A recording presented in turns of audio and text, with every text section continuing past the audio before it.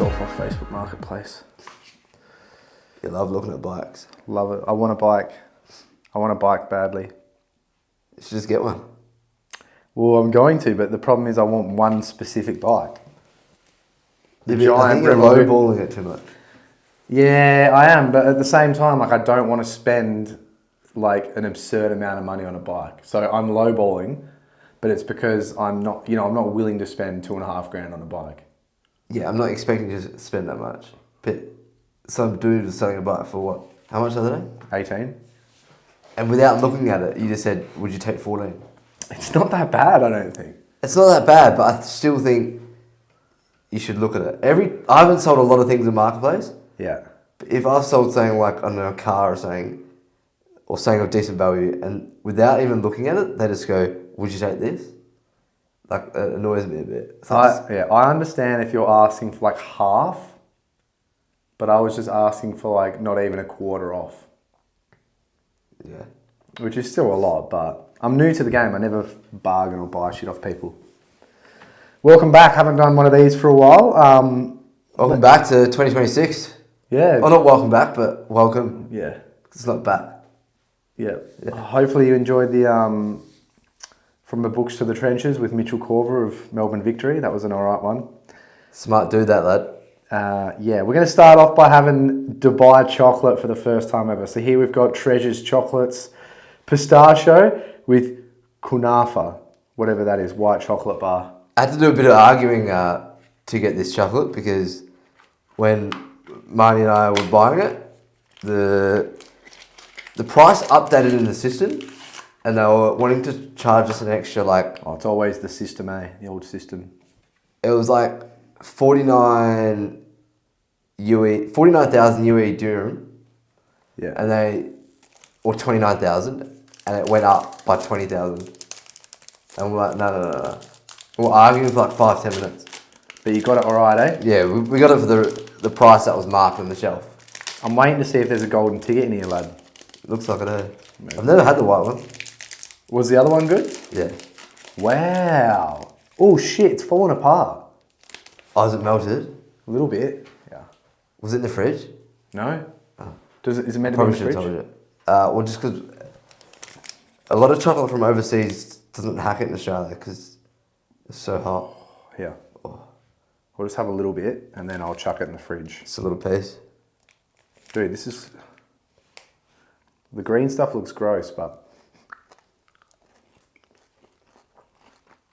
Oh. That's really good. Oh.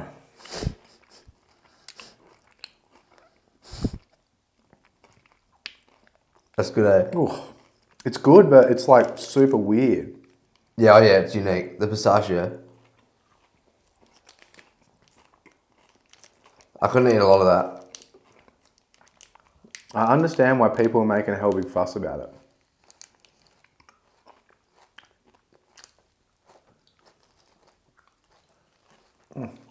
This is good podcasting right here. That's so good. Oh.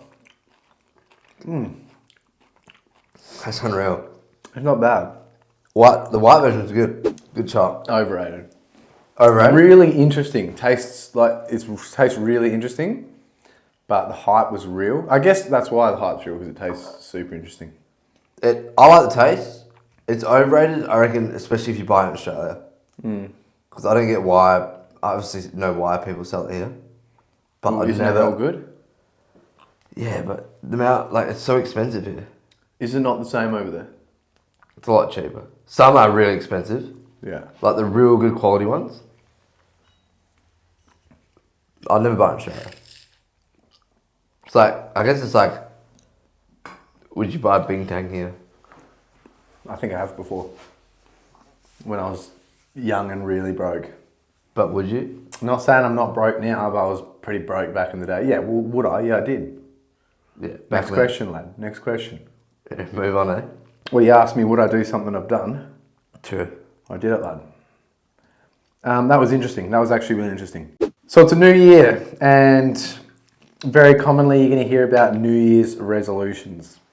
Common thing in the gym is whenever the gym's a bit busy, people that have been training for a while, think they like low-key own the place and get angry if it's a bit busier. Yeah. I find that quite often. Like, But you just know a lot, like maybe 80% of these new people will just be flushed out of the system within the next week. Like they'll either last a month or 2 months and then they're gone and you'll probably only retain about 20% of them. unfortunately, yeah. Which sucks because... It'd be good if they keep going. Yeah. A lot of people don't believe in New Year's resolutions, which I understand. A few years ago, I used to be heavily against it. Like, I used to be like, I never really thought about it. I used to just be like, yeah, what's the point? Like, to start, if you want to do something, to start it now. Yeah. Which I still agree with, but I do like New Year's resolutions. Like, this is just goals, isn't it? Yeah, the best time to start something is literally right now. But if you haven't done that, then why not just start a fucking New Year's resolution? Yeah. It's not something that works or is very effective a lot of the time, but it can be a great tool and a great stepping stone to kind of start pursuing that life that you want to live. Yeah, 100%. I usually screw mine up hell bad. Why? Because they're just like over the top, or they're just unachievable, or...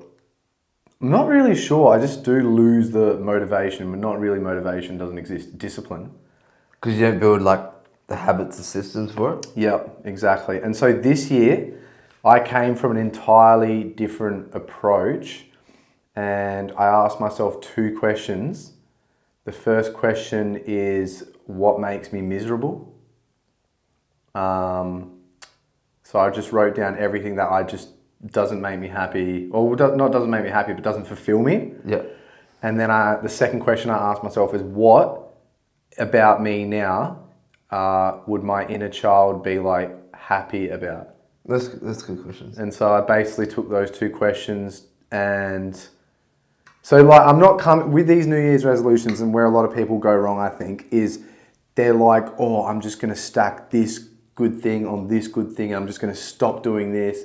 Even though I'm addicted to this, I'm just going to completely stop. And setting those like strict guidelines usually ends up in failure. So that's why I've come from this different approach, and I'm like, okay, not what do I need to do, but what do I understand that I definitely don't like, and what's something that my entire life from being a child to being a fully grown adult do I resonate with and enjoy about me, because that's never changed my entire life. So chances are it's probably going to continue to be good forever as well. Yeah. And so I figured those things out, and now, so I don't really have any definite New Year's resolution things set in stone, but I am reflecting on those things in my actions, and I'm thinking... All right, that's good. Anything you want to share, or like, is there anything that you'd happily share about that for this year? That I want to do? Yeah. Or that your younger self would be happy about? Younger self would be happy that I take care of my health really well, and I do really enjoy like adventurous stuff, like stepping out of my comfort zone, physical activity, stuff like that. That's something that child and me really like. So that's why I kind of pursue that stuff. And I'm like trying to ride a little bit more. Also, yeah, you have been actually. Yeah. You rode to the city the other day. And that's why I want to get a bike, because I'm looking at that and I'm like, that is just something that ticks a lot of boxes.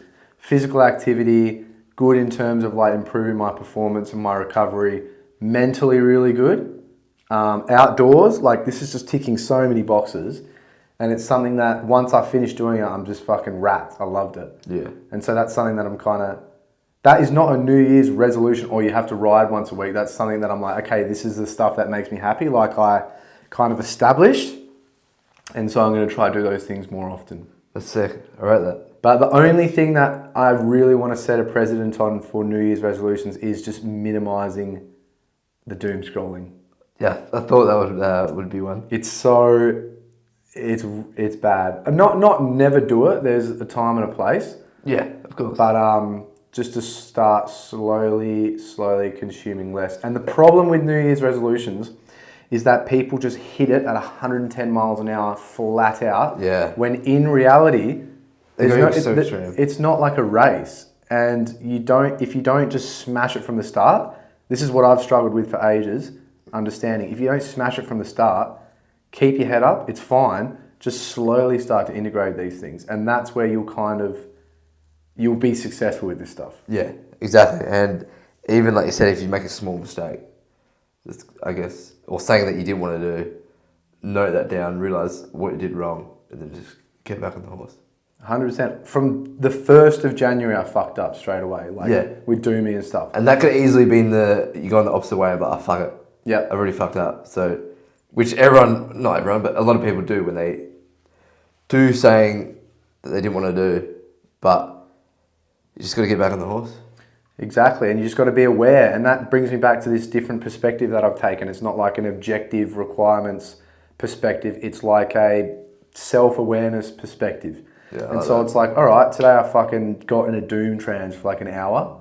That's right. I also got up out of bed, didn't look at my phone for the first hour of the day, got outside, did some chores. So it's like, you know what? You haven't won the entirety of the day, but you've still been successful in some areas. You're still winning. And just keep trying to build on that momentum. Reflection. Healthy reflection. Healthy reflection is so good. It's important. And you get some great healthy reflection when you're sitting on a bike for like 4 hours. Yeah. Training outside is so good. It's unbeaten. It's unbeaten. That's why I enjoy running so much now. Just because I always do it outside. Yeah. Whether it's we do sprints or we just go for a run. Like getting outside, especially because a lot of time I do it first thing in the morning. I don't know, nothing beats it for me. Well, going outside has its unique benefits. Just being outside in the sun. Obviously, exercising has some pretty incredible benefits too. So when you stack them on each other, you've already got those two kind of benefits combined, right?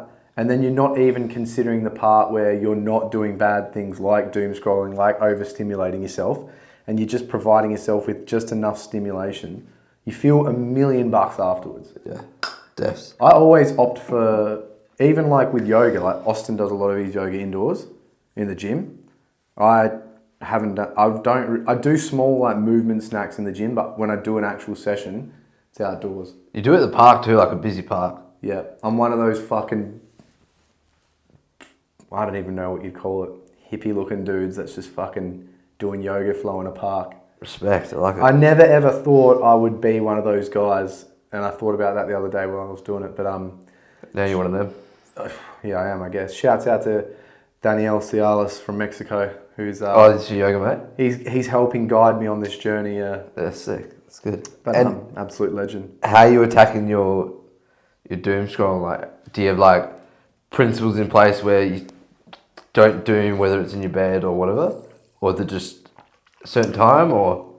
Well, just of recent, I've been trying to stop at night. So it's like, for example, I had footy training last night, and I thought as soon as you get in the car, no doom scrolling. You're allowed to look at your phone. Like if someone messages me, I can look.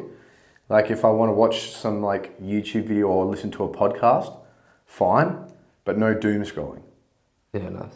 Yeah, so like I listened to an interview with Zlatan Ibrahimovic, then I read my book, The Alchemist. So that's kind of one approach I've taken, and then the second one that I've been doing is like first 30 minutes of the day or so I won't.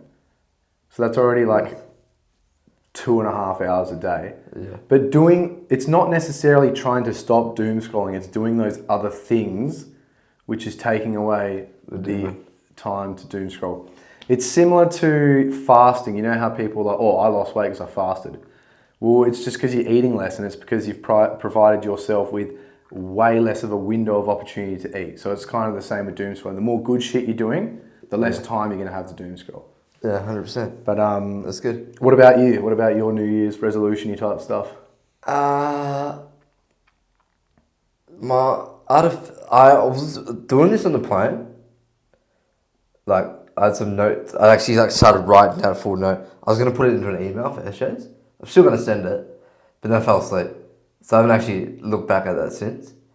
A few ones I want to do. I wrote some business ones down. Some personal ones in terms of like training. I want to get 2 biggest ones for training. I want to get a 100 kilo bench, which I've been obviously going for a while, and then I want to do a 10K under an hour.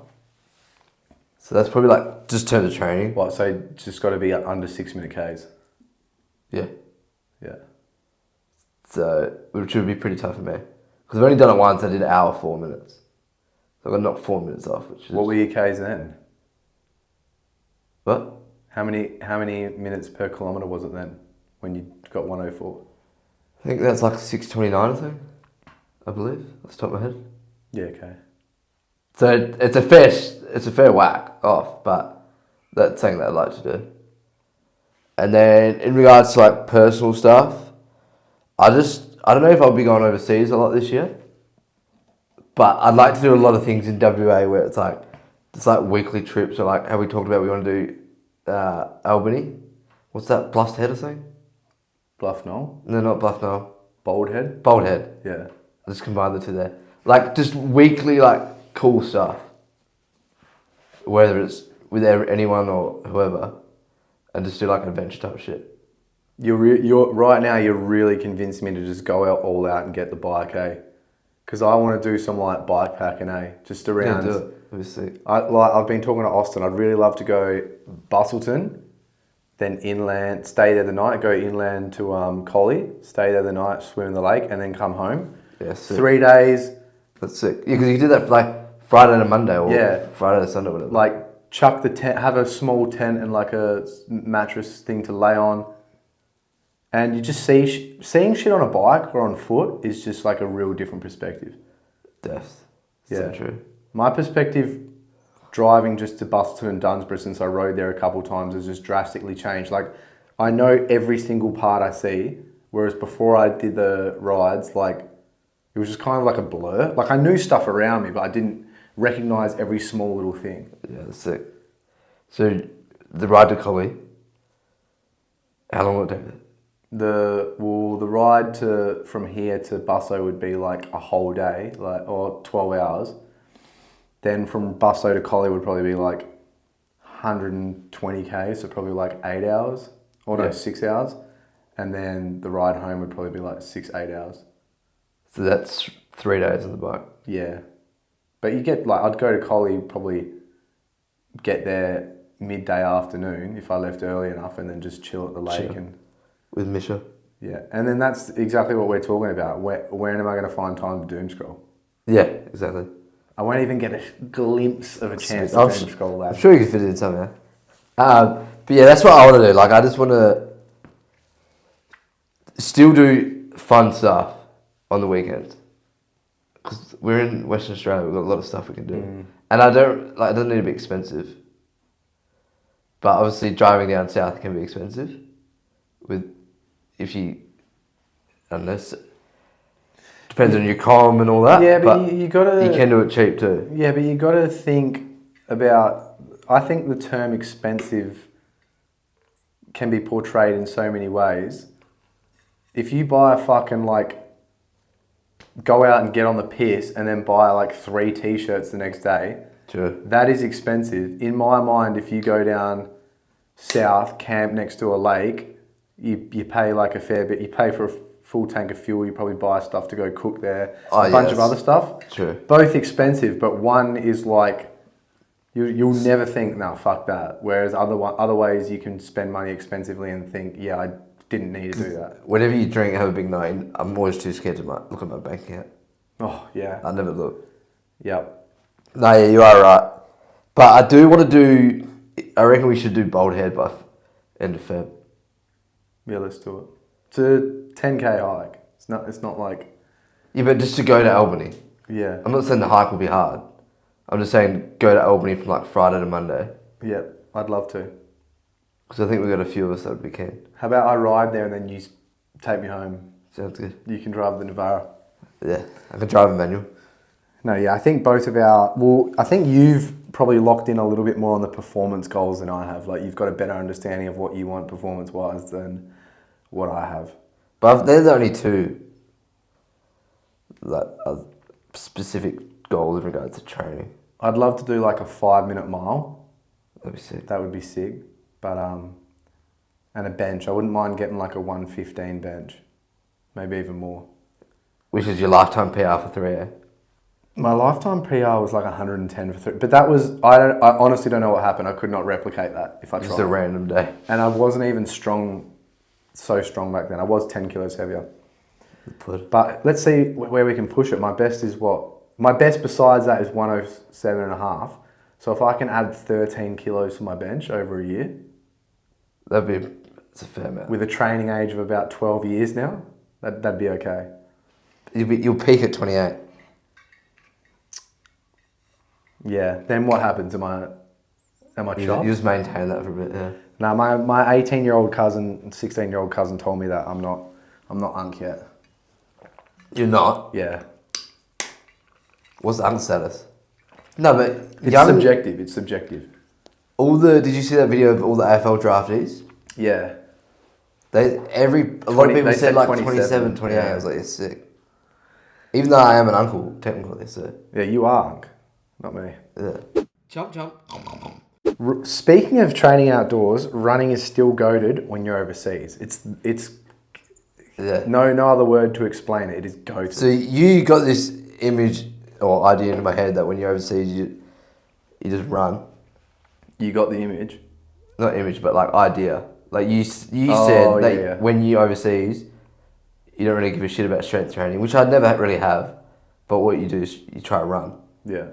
Which ever since you said that, I've gotten into running, which I've done, and it's definitely so good. Like Dubai, I went for like 4 runs in 8-9 days, and it's such a good way to see the area. It's the best way to see the area. And I'm always wondering, like, why? Is it because, like, your hormones are spiked, your endorphins are high? Like, is that the reason why? Or is it just because, like, I don't know, cortisol's up and you're, like, puffed out and fatigued? I don't know. Probably a mixture of things. Maybe because there's a bit of adrenaline from the cortisol going on. You're trying to, like, navigate this new space. You're like, where are you going? But it's just such a good way to see it. Because it also makes the runs easier. Yeah. Because you're not actually thinking much about the run. And you're just like looking around you. Your surroundings. Perfect way to run zone 2A is just running in a new city because you kind of just, that's the zone that you're sitting at. Yeah, I love it. Honestly, I try to run in every new place I go to. And first thing I do when I go to a foreign place is I just try to get a bike, like a bicycle, and ride around because you get kind of a similar effect. Nah, biking's really good overseas. Yeah. Something I struggle with though, because not every place has a bike my size. Yeah, that's true. But did it in LA once, it's fun. What's the best place that you've ran? What's your favourite place you've ever ran in? Or cycled in? I'm trying to think. I enjoyed running in Thailand. Yeah. It was very hard though, because it was very humid, like very humid. So that was like an actual really hard run. But afterwards, like sitting at a cafe was hell good. So that was cool. Enjoyed running in Dubai. That was a real different run. Because I don't always run in cities. And there was parts where I hadn't seen yet. So I was just running and I was like looking around. So that was cool. But I'm new to this running in other countries thing. Like I've only ran other countries as Thailand, Dubai, Bali. So I'm really new to it. Yes, you just got to keep ticking them over, mate. Keep doing it. So I've got to tick them off now. Yeah? Vienna is one that stands out to me. I don't know why, but basically the city's kind of cool as it is. Yeah. It's not too crowded, but it's crowded. And then Sexy Emma told me to run to this recycling plant that's made by this like old architect artist along the river. It's just really nice. That made me really like fall in love with that city for sure. Just wanted to patch it hell hard. Nice. That's the one that stands out the most. There's obviously a lot of other ones, but that's the first one you think of. That's the first one I think of in terms of city. But it was obviously like a lot of not Switzerland. Switzerland would be very scenic. But the problem with me is that I've been doing a lot of trekking, so I don't run because you're not going to go for a run when you've got to walk like 25 kilometres with a big pack on. True that. So there's a lot of places that I'm missing out running on, but walking. It's still trekking there. Yeah, walking's good as well. But it's goated. Recommend it to anybody when you're overseas or in any new place. Even Esperance. I really love running in Esperance. It's fucking one of my favourite places to run. That was really nice. Yeah. So anywhere, doesn't even I think anywhere you go on a trip. Yeah. Like if you're there for longer than 3 days, just go for a run. Oh, even It feels good if you're there 2 days. No, if you're there for like a day and a half and you got jet lag, best way to get rid of jet lag is just going for a quick like 4K burn. Really push it. You go home, have a shower, you feel so much fucking better. I seen a video of a dude did it at an airport the other day. He's playing on delayed. And I was tempted to do it in Bali, but I didn't know where to leave my shit. So yeah, when I saw that, I thought, just for reference, this is the guy that ran a marathon in an airport. I don't know which one. Was it a marathon? Yeah. Oh shit! I thought it was like 5-10K. Oh, maybe it wasn't, but yeah, I was really like considering if he got in trouble. Like counter-terrorism would be like, what the fuck's this dude doing? Which reminded me, when I saw that video, I tried to find this video and I can't find it. It was me doing 20-yard dashes in, what airport was it? Singapore or Kuala Lumpur? Like right in the main terminal. Yeah, like full blown 4-point start, 20-yard dashes. I did about 3 or 4 of them. That's sick. For a video. And I'm trying to find it because I don't reckon anybody in the entire universe has ever done that. Especially at that airport. Yeah, so I'm trying to find it and post it and be like, I'm the only person to ever do 20-yard dashes. When was this? Like When I went to Taiwan. Oh shit, so recently, yeah. Yeah, so I got to hit up Rebecca. Rebecca would have the video. Oh, mine just caught up with Rebecca today. Oh, should have told her. Yeah. I didn't know. I'll message her after this and ask. I really want that video. That's sick. I don't reckon anybody's ever done that before. No, not in that airport. But at the same time, yeah, no problems. Like no one confronted me. No one said anything. You can do weird things at airports. Hey, I'm Austin, the strongest member at SJ's. You can be the second strongest member for $1 a day. Let's just do over and unders, lad. Let's knock it out. Right, over and unders. Over and unders. All right, Alex Connor, it's for you. All right, exercise, deficit push-ups. Underrated. Oh fuck. Underrated. Hell underrated. Like really. People just think push-ups aren't as valuable as other chest pressing exercises because you can't. People either can't or don't know how to load it. It's elite.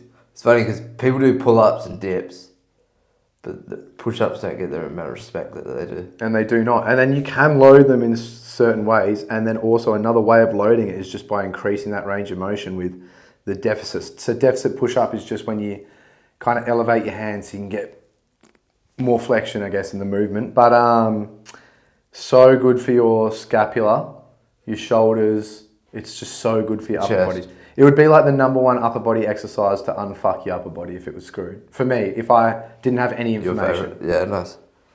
Sport, futsal. It's probably rated what it should be. Yeah, so it's neutral. It's just a really good sport. It's great to. Is this your first neutral one? I think so. Maybe underrated actually, because you've got to have decent skills and timing. Like, the pitch is only so small and there's so many people on it. So, to actually, it is a real skill sport. Like. Yeah. Coming from someone who averaged about 2.5 goals per game at social futsal, yeah, it's a good sport. So still neutral? Probably neutral, leaning towards underrated.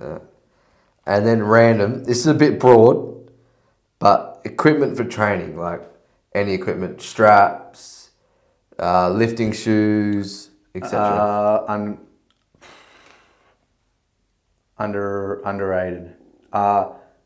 It's underrated because they are great for helping your performance. But if you were to consider how many people use it that don't need it, like the people walk around the gym with a lifting belt strapped up. Yeah. Just walking. That's just stupid. Yeah, it's underrated for the right purposes. For the right purposes, yeah, it's underrated. It can change your training and your life. That's it.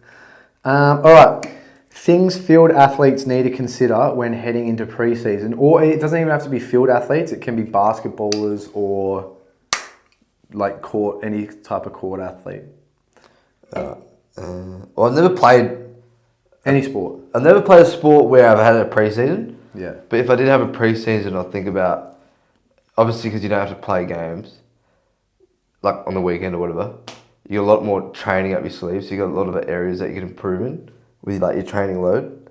So I'd consider areas that I want to get better at, whether it's your cardiovascular fitness, your sprinting, how much muscle you have, and that's where I'll tackle it, I guess. Well, just get better at what you need to get better at. Yeah, because you got a lot more. You don't have to think about that how you're gonna be feeling come Saturday or Sunday. Yeah, you got way more breathing space to. Yeah. So you got a lot more time up your sleeve during the week. Yeah, I because I've just gone back to footy, I'm seeing like a lot of issues. Just firstly, if you can, before you start your pre-season, just keep yourself somewhat moving. Like that is going to drastically help you when you return back to your sport. Especially with recreational sports, so many people just rock up and they either get injured straight away or they just can't even finish trainings because they've gone in there with zero like prior load over the last month or two. Yeah, they've gone from 0 to 100. Yeah. The second problem is, this is more so with field sports, but basically anyone, you've either smashed your conditioning and done no strength, or you've smashed your strength and you've done no conditioning. So heaps of people are like running really well at trainings, but they're like, oh, I've got really sore Achilles, really sore calves, really sore knees and stuff like that. So they're running and their cardio base is great, but their armour isn't great, and that's something that they should have been working on. Yeah, they've done one or the other. On the other hand, people are doing loads of strength and coming back and they just can't run for shit. And so they've got the armour, but they don't have like the capacity, the cardiovascular capacity to actually perform their sports. And the thing that people need to remember with sports is that it's like conditioning is highly valuable. If you play footy and you can't run, soccer you can't run, like You're cooked. You're pretty cooked. Whereas you can actually get away with not being stupidly strong, if that makes sense. So that's something that people need to consider is what's the most important aspect of your sport, and just make sure that that's in good nick for your training. So how do you feel you get into pre-season now? How you've done the last month or two? Personally, for me, fitness is really good, especially like at recreational footy. You get like say if you're doing 8 reps of a run, people at the start will smash it, and then they'll burn out hell bad, and then maybe the last rep they'll push it hell hard. One thing I've noticed is that at the very start, because I'll keep the same pace the whole time. It's not really a couple times I've pushed it just because I want to break the egos of some dudes because they're like, or they think they're coming first. I'm like, you're not. But anyway, I'm just trying to run it like, let's say 85% of my heart rate for reps. I've noticed that the front end and the back end are like the same. So the recoverability, I don't feel like the running is easier. It's still so hard, but the recoverability is really good. Like people are screwed when the next rep comes around where I'm like, you're feeling good. Feeling a lot better, especially towards the tail end. Yeah. And that's because I've done a lot of running. But one thing I haven't done is I've got really sore calves. And it's just that transition from running in like really thick-soled sneakers, supportive sneakers like this, to running in like flat footy boots on soft, spongy grass, and also doing a lot of change of direction and stuff. So when you're doing the runs that you've been doing at your training, you're doing them in boots? Yeah. Does everyone? Everyone does. When you get to like waffle and AFL, you Sure, you can wear shoes there. Or you wear sneakers, and they like give you time to change into sneakers, and you kind of know the structure of the training. Whereas at local footy, they're like, all right, we're going to do 8. Yeah, right. Fucking 8 400s or something, and you just got to do it. But yeah, that's one thing I noticed now that I'm a little bit more knowledgeable about the body and stuff, is that I didn't do enough extensive plyos and plyos in general. Yeah. And just was doing so much running, but just in these like really supportive spongy shoes. And so going into this, calves are getting real sore. So if you were doing it, say if you're playing footy again next year, the thing you do is run a bit more in your boots. I wouldn't even run in my boots. I would do one skill session a week probably. But I would do a lot of extensive plyos, especially with shoes off too. And also another thing is my calves are sore, but my calves are the strongest they've ever been. Like I'm doing 120 kilo bloody Smith machine calf raises. But I haven't been doing multi-directional stuff, which is the important stuff. It's not a low-hanging fruit, but helps a lot with change of direction. Yeah. and not enough like run specific isometrics and stuff like that. So have you been going to incorporate it now then? Yeah, I will here and there when I can, like when the legs aren't too dead and I can. That's the hard thing, eh? Because you're obviously back at training now. Yeah. You don't want to go the other way. We add too much in. Yeah, but luckily, like my conditioning's pretty good, strength's pretty good, so it's like these small little things, like you said, I can work on. But the older you get, the harder it is for sure. Yeah, you respect the lads like at local clubs who are like in good nick at like 40. And they're just year after year, they just come back. Yep, and they just, You don't get a lot of people like that, but you do respect them when you see them. Or even like, say, Buddy Franklin at one stage of his career was apparently training for 20 minutes a week. That's crazy. And he was coming on and kicking like 3 goals a game. How do you do that with 20 minutes a week of training? Apparently he just smashed the bike and then for 20 minutes a week he'd do some drills. It's a GPP. No, he wouldn't even, for the cardio. Yeah, but is that, I guess it is GPP isolated, but he wouldn't do any other gym stuff or anything. Yeah. Well, he wouldn't do any strength work. I literally think he just smashed bike, trained for 20 minutes a week, and maybe some strength work. Yeah, he is also though like one of a kind in regards to Definitely his skill of playing footy though. Yeah, but I just don't know how his body was capable of it. The only other thing I would like to say about what you should consider when heading back into pre-season is still do extras, but do them smart. So like do some extras that will actually complement your body and your training. So for example, you're probably doing a lot of high speed efforts and like high intensity efforts at training, probably doing a lot of change of direction. And if your body feels beat up, that's something you don't need to do because you're doing a lot of it at training. But something you can do is work on your aerobic capacity. So like low level, long duration cardio. And if your joints are sore, like bike, pull, stuff like that, because that will push the needle, maintaining or improving that like aerobic base. Yes. And that's something that a lot of people wouldn't be doing. So that's something that will like edge you closer and closer to obviously being above the rest. Yeah, because a lot of field athletes would think that they'll just have to run, etc. But you can definitely utilize like off-beat cardio. Yeah, and easy cardio. It doesn't have to be, you don't have to flog yourself as well. That's another thing. You don't need to flog yourself. And don't try to get too good at everything. Like still, don't forget what you're good at. Yeah, that's like in training in general. That's general training. You just got to remember your strengths and work on them. So if like you're a really good overhead mark, just knuckle down on that because that's something that's going to get you out of trouble a lot, and it's going to obviously yield really good results on top of everything else. Yeah, but that's I guess a thing with sports coaching and training.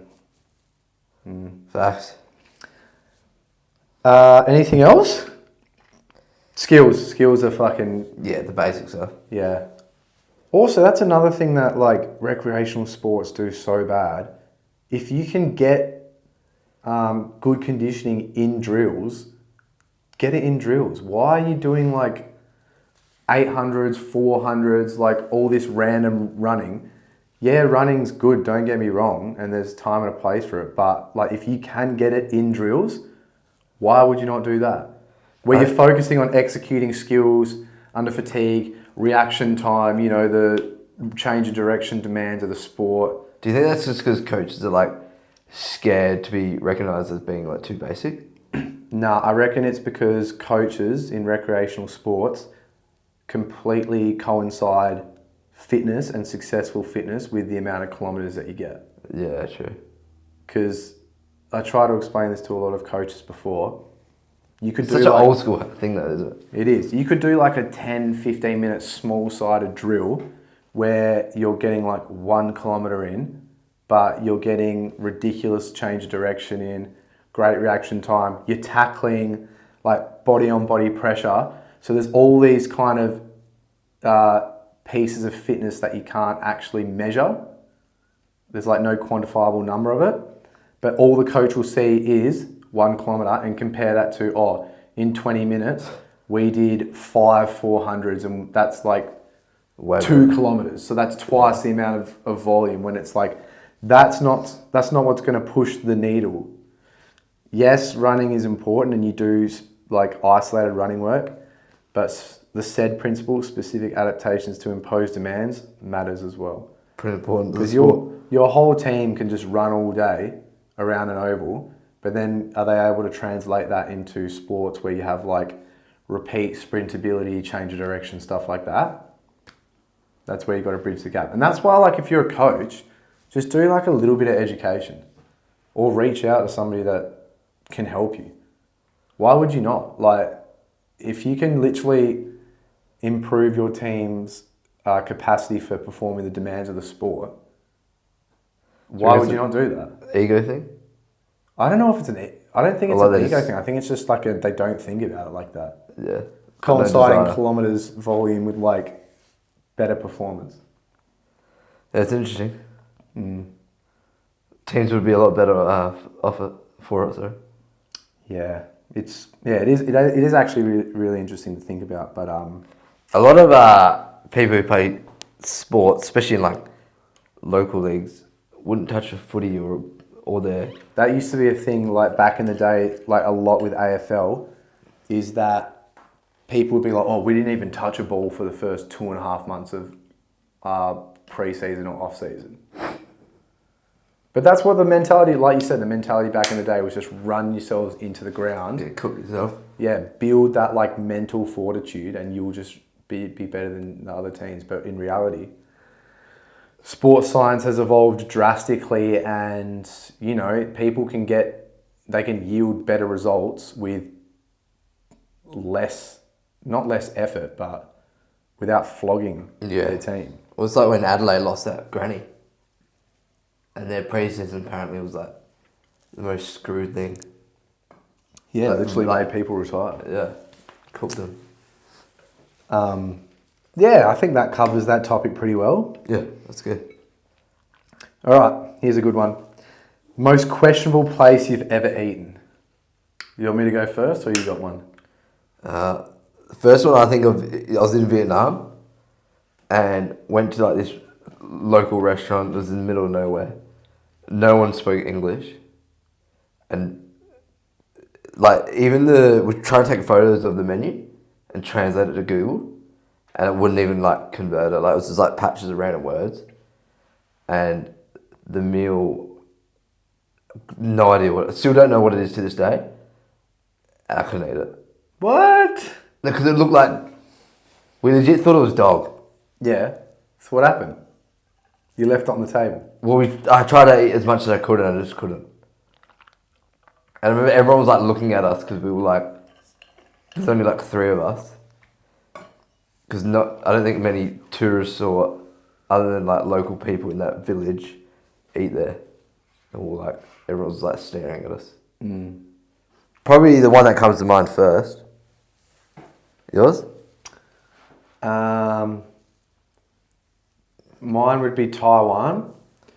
I was in the middle of this smallish town somewhere. I don't even know where. And me and Rebecca were there and we had to stop off and get food. And when I was younger, like my guts were steel. I never ever got sick from eating food. And I always used to look for like the dingiest places to eat. So I found one on the side of this like main road and it didn't look promising. It didn't even look like good dingy. It just didn't look promising. And then we went in there. I just ordered something. I don't know what. It was meant to be chicken, I think. There was like a cage for an animal that was open. Oh, no. And you could hear the animal, but you couldn't distinguish what animal it was. Somewhere in the restaurant with the cage open. And then they gave us our food. And the whole time I was like inside joke with Rebecca that like she wouldn't finish her meals. And I was like, you got to finish your meals out of respect. And she was just looking at me. She could barely even take a bite. And I was just like, you don't need to eat that, man, because that's going to get you sick. Yeah, right. And I finished mine. And I got so sick for like 3 days. Probably 2 days. Really, really sick. Did you regret it? Oh, yeah. Now I will be really careful with what I eat. Yeah. Because especially on a trip where you're there for like 2 weeks or whatever. You can't afford to lose 2 days for food, eh?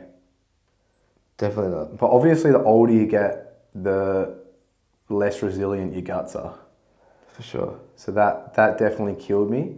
Besides that, just like a lot of places on the side of the road in Nepal where like, yeah, you just don't know what you're eating. Yeah, you got no idea. It's like all you can eat for $1.20. I had sheep brains in Dubai. Yeah, I remember you saying, was it good? We didn't even... It was kind of like, it was a curry. It reminded me of, because everyone was saying to me it's eggs. So I just had it. And it looked like boiled eggs, like cut up. That's what it looked like. And it was just like a curry. It wasn't like my favourite, like I ate it and I was like, I'll probably want to have more of that. And then someone said it's brains. And what were your immediate like reaction for? I was just like, oh, just tell me that. I don't care. I would have probably tried it. But I probably, if I knew it was brains going into it, I probably would have thought it was even worse. But I didn't like it, but I did not like it. It was just like... Yeah. That's got to be the weirdest thing you've ever eaten then. Probably, yeah. Weirdest thing, yeah. Definitely that. Is it like a delicacy or some shit, or is it just literally like, oh, people eat it? It's like a big in Pakistani. Sheep's brains? Yeah. Like, everyone knew what I was eating. You just crack a sheep's skull open like an egg. Well, they just eat... slurp I think it out? they just eat everything. Like, they eat like the whole animal. Yeah, well, do you reckon it's because a lot of them are poor, or do you reckon it's just culturally a thing? I think they're just like using the whole animal. Well, yeah, because like my baba eats like bones and shit. Yeah. Is that because she's poor, or is it a cultural thing? Do you reckon it's just the way you grow up? You just kind of... Well, she grew up in a like house as big as this podcast studio. Shouts out for the podcast studio. Right. With about like 7 other siblings and like no electricity or water. Yes, this is whatever it takes. So that is what makes me think. But then it's like, is that just a thing old people back in the day, ethnic people used to just not want to waste the animal? I don't like, even me, like sometimes I'm eating steak and I'm chewing on like how fatty, like tendony bits, and people call me out for it. I'm like, I don't really want to waste it. But then I see someone eat bones and I'm like, oh, fuck that. Yeah. No, I do like it. Like, I respect it. Especially people that eat fish heads and fish eyes. Oh. So I can never do that, but I respect it. Yeah. Like, I like that. But you'd never see me doing it. You should do it. No, the eyes creep me out a bit. Yeah, that is kind of gross, eh? All right. Time for Would You Rather. This is a good one. I reckon this is a good one. So would you rather learn a new language and be regularly tested on it and reach a quota of time studying it per day or week? Yeah. And if you fail the test that you regularly test with, you have to start supporting Fremantle for that whole month, and West Coast players call you up and just say like, you're a dead set little loser, like top 3 biggest loser I've ever seen in my life. Or just start smoking cigarettes for the month. Well, I don't want to smoke cigarettes. Yeah. But if I pass the test, I'm sweet. You only have to smoke 1 cigarette a week for a month. But if just for 1 month, then you're done. No, every month you fail, you got to smoke a cigarette. But if I pass the test, I'm sweet. Yeah, but the test means you got to spend like 30 minutes a day studying. Yeah, I spend 30 minutes a day. I reckon. Yeah, but do you reckon you could? Nah. That's what I'm trying to say. It'd be like pretty hard. Logistic. This is a would you rather hypothetical, but you got to think of it in a logistic sense. But I hate smoking ciggies. Yeah, I know. I think I would go the language. You would? But Yeah. but that means that you would have to do one of these 2 things if you didn't meet your quota or pass the test for the month. I know, but I really wouldn't enjoy smoking ciggies. So what if West Coast called you up and said like you're a legit loser? I'll just make sure I pass the test. Well, I don't know if you'd have it in you. I don't know if you could meet the quota and pass the test. Oh, I'd give it a crack. I don't really want to smoke ciggies. I believe in you, but Yeah. it's like a big ask. It's a huge ask. Yeah. But I really don't want to smoke ciggies. How about, would you chain smoke cigarettes, and every time you smoke a cigarette, someone gives you $10, but it compounds. So every cigarette you smoke, first one's 10, second one's 20, third one's 40. Do it for the... you could smash that out for a day or 2. Yeah, but it's got to be like, as soon as you finish it, light a new one, just chain smoke that thing. It would cook me. Yeah. I guess you could just see how far you can go. Exactly. Make a bit of money. Smoke for the only time you'll ever smoke in your life, do a heck of a job at it and make some fucking serious money. Yeah, because you can make... I don't know if I could actually smoke a full cigarette though. Because would you have to actually smoke it? Yeah, you'd have to smoke the lungs out of it. Yeah, I don't know if I would struggle, but I guess if there's the mindset to it, knowing that there's a bit of money on the table. I think you can do anything you put your mind to, really. Yeah. Like, I don't think I could smoke ciggies just off my own merit, but if someone came up to me and said, if you don't smoke these ciggies, I'm going to kill your family. Yeah, of course. Yeah. I reckon I could just chain smoke the lights out of them. I said, bring another pack over, lads. Sit up, get the deck chair out.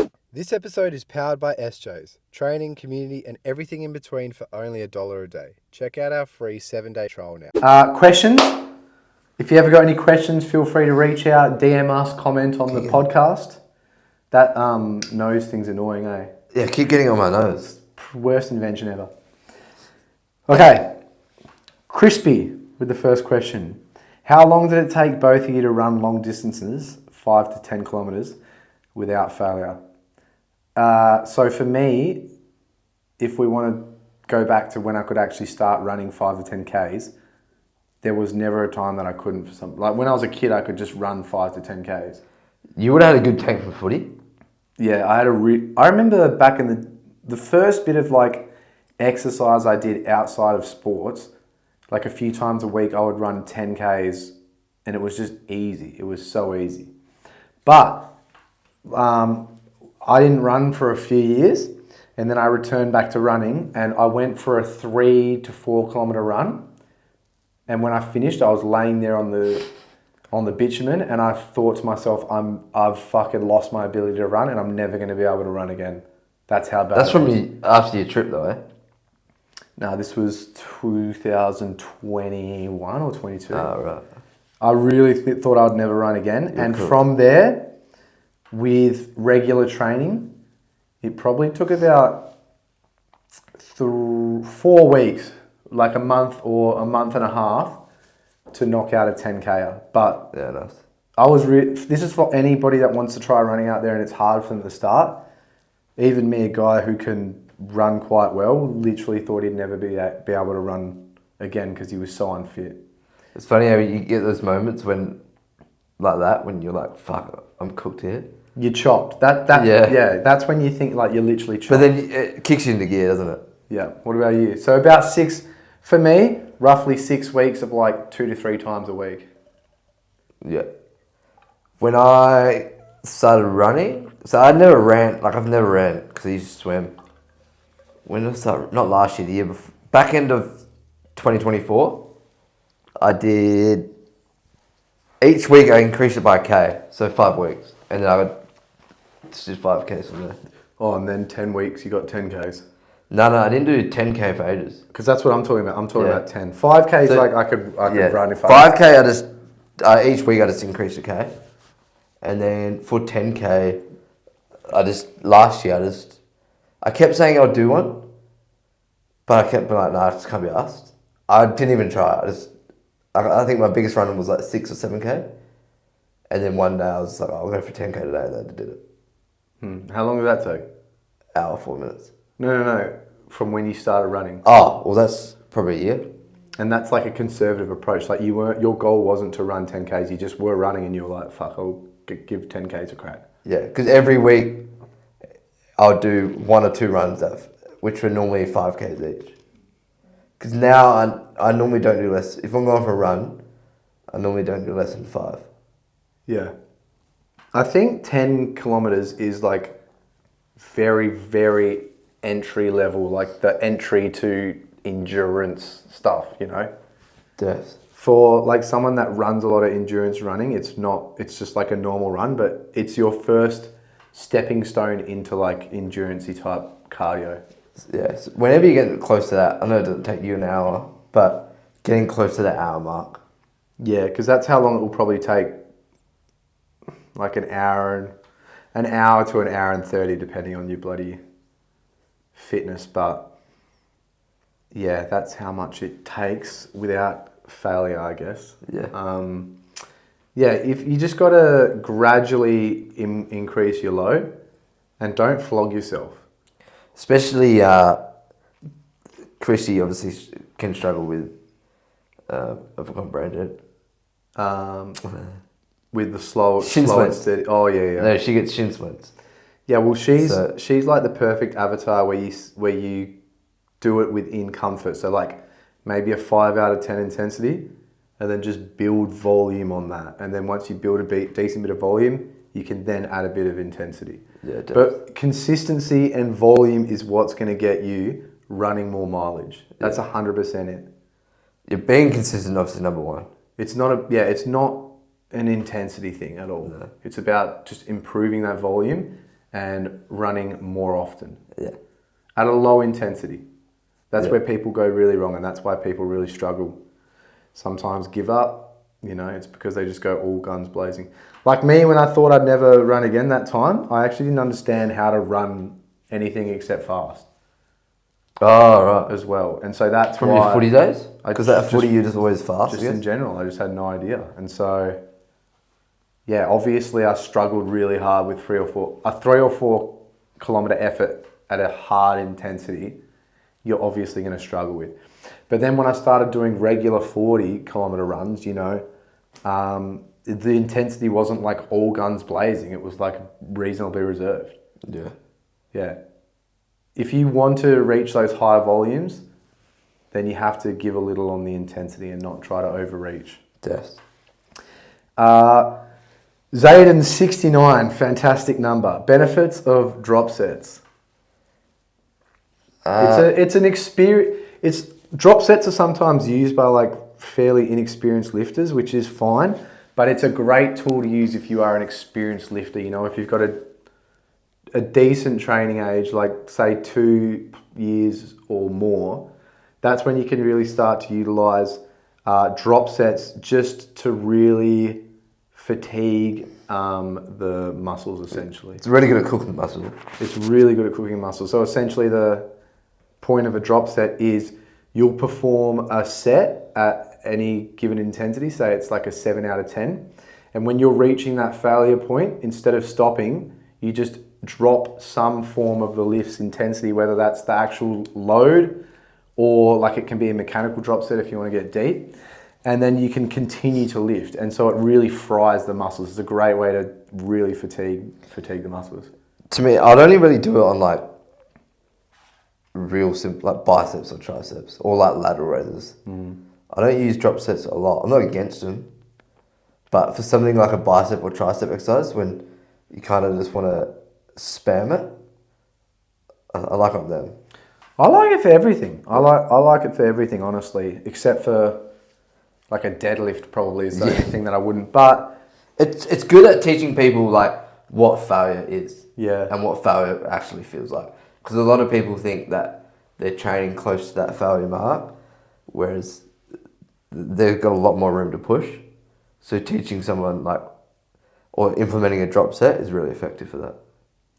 yeah, I really like it. I like it with smaller stuff, like you said, biceps, triceps, lateral raises. I really like it. So when I do lateral raises, because a lot of the time I'm trying to do it super fast, I'll flog it to like 10 out of 10 failure, and then I'll half the weight and then go straight back in. And that gives you a crazy pump. So it's good for absolutely frying the muscles. It's ridiculous for getting like a good pump. Go for a pump. Yeah, getting that effect of a good pump, it's unbelievable. It's just like if you want to increase your volume, that is a sure way that you're just going to increase the shit out of it. Yeah, it does. You can double your volume. You may not have the same load, obviously. And it's something that you can easily do towards the end of the session when you kind of just want to finish and you want to quickly get out of the gym. You've been there for like under an hour. Yeah, it's really time efficient. That's because we're talking about benefits of drop sets. Insanely time efficient. If you want to smash out 3 exercises as quick as possible, if you've only got, you can do that with like 20, 25 minutes in the gym and have a really effective workout. Yeah. So it's a really good tool to pull out when you're trying to manage low time, essentially. Yes, agree. But most people look at drop sets as just load, that's it. So they think, for example, I do an 80 kilo bench to failure and then I'll drop it to like 40 kilos. So decreasing the load, but you can also perform mechanical drop sets. So a basic example of a mechanical drop set is say you do 3 sets in the drop set. So first set you do deficit push-ups, so elevated hands, getting really deep. Second set you take away the deficit and you just do normal push-ups. And then because your chest, triceps are obviously fried as, jump up and do an incline push-up. So the mechanical drop set of each is you're starting with a deficit to begin with, then you take away the deficit but you're still fighting gravity as it should be. And then after that, when you can't fight gravity normally anymore, you just increase that kind of angle. So you're working less against gravity, but you're still working the muscles, and you just drop set. So that is a drop set that will destroy your chest and your tries, and you could smash that out super quick. Same rules apply with like... You can do it with pull-ups and dips. Pull-ups Like you and can use dips. a system machine or bands. So that's a good mechanical drop set, is doing pull-ups and then chucking the assistance on. Lateral raises, a really famous one by Mountain Dog John Meadows, which I really like. Well, I don't know if he made it famous, but definitely made me understand it. Is just do normal lateral raises to absolute failure. Once you finish that, like drop the weight considerably. Well, you don't have to drop the weight, but I do. And then instead of doing the full range of motion that you were just doing, basically just do like partial swings. Mate, that gets my shoulders like fucking 5 times the size that they are. Yeah, it feels good, eh? Oh, it destroys your shoulders. I was doing that this morning with cable lateral raises. So yeah, I really love that, eh? Those are so the benefits are what? Just increasing that volume and time efficiency, and then just absolutely flogging the muscles and just really damaging the muscles and teaching people what failure feels like. Yeah, so if they're not familiar with it. They're the 4 main benefits. Question 3, Kohdi. Should you take your protein powder daily, even if you're not training? Yeah, you can. Yeah, it does. Should you? I personally think depends how much protein you're having outside of your normal diet. Exactly. So if you have a protein target, if you have a protein target and having protein powder is going to get you there because it's low calories, it's high protein, definitely do it. Yep, I agree as well. So it comes back to